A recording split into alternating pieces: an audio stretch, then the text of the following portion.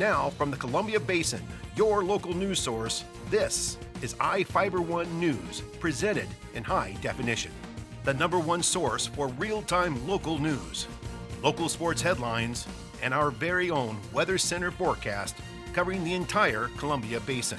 With your iFIBER One News team, reporting news in real time as it's happening. From the iFIBER Communications HD broadcast studio in Ephrata, Washington, this is iFIBER One News, and it starts now.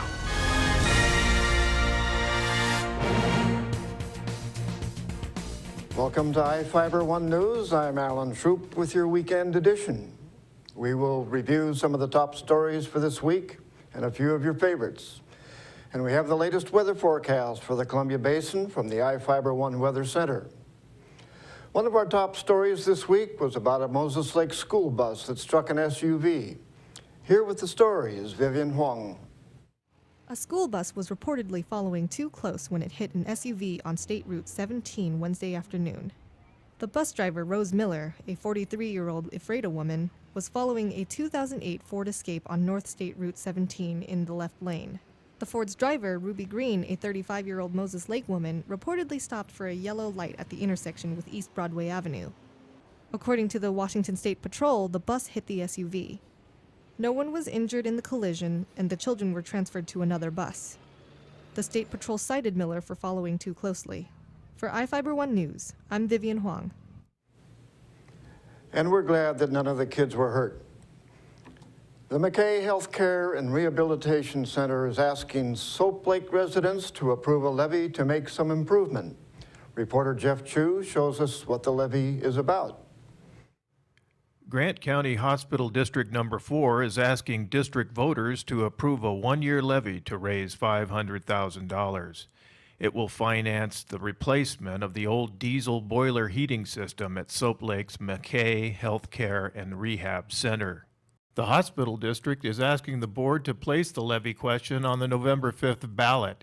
It asks for a one-time tax of $1.25 per $1,000 of assessed valuation. For a $100,000 home, that means an increase of $125 for 1 year. The heating system was built in 1932, and hospital district representatives say replacement would lead to a more efficient and less costly system. To generate the kind of money needed for this boiler, we would initiate some shortfalls in our budget. It would be years to get it paid off. McKay's a paying it's a non-profit organization, but it's paying its own way right now. I hit like $500,000 for a boiler would set us back for years and years, and we have other things we need to do here. The nonprofit hospital district that employs 28 and serves up to 42 patients is unable to fund essential improvements. That includes such improvements as a heating system boiler. We initiated beginning to think about a levy about 4 months ago. We should have started sooner, but we exhausted everything we could to generate the money, and we fell upon this levy. After Columbia Basin Hospital did theirs, why not us? It's a one-time investment. This is a levy that's going to fall off next year. McKay Maintenance Director David Dyer said the system could continue to operate, but it is becoming more expensive to maintain. Plus, diesel fuel prices continue to rise. Fuel costs reached almost $43,000 last winter. Well, what we're looking at right now is a heating system slash electrical generation replacement equipment. What we have is a boiler that was built in 1932. It has served 81 years, gracefully. Dyer took iFIBER One News into the McKay Center's basement, where the boiler has operated more than 8 decades.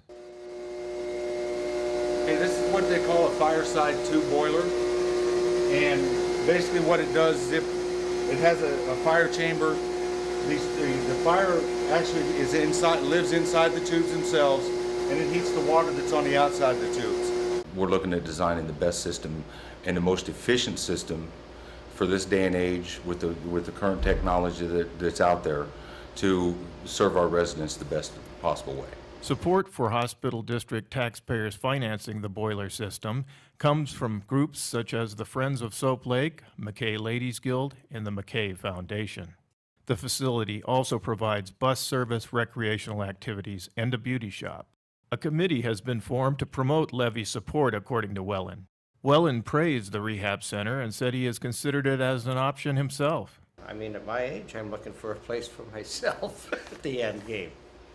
And it's a good, this is a 5-star facility. You know, it's good. It's local. I'm Jeff Chu for iFIBER 1 News. In Ephrata, the police are preparing to try a new method in taking care of Ephrata. Reporter Vivian Huang brings us the story. The Ephrata Police Department is kicking off a new program for officers to focus on community issues. Police Chief Mike Warren introduced the PROACT team during last night's City Council meeting. It takes an officer off of a crew. Okay, each of the crews have 3 people in it, and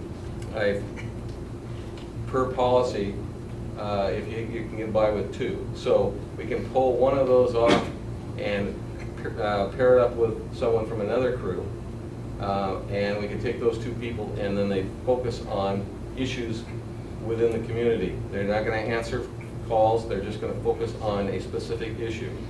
And whether it's drugs or whether it's the car prowls, it depends on what the major issue is in the community at that specific time. The police department hopes to start up the program in a couple of months. With iFIBER 1 News, this is Vivian Huang reporting. And maybe they can help us find the next 2 people on our program.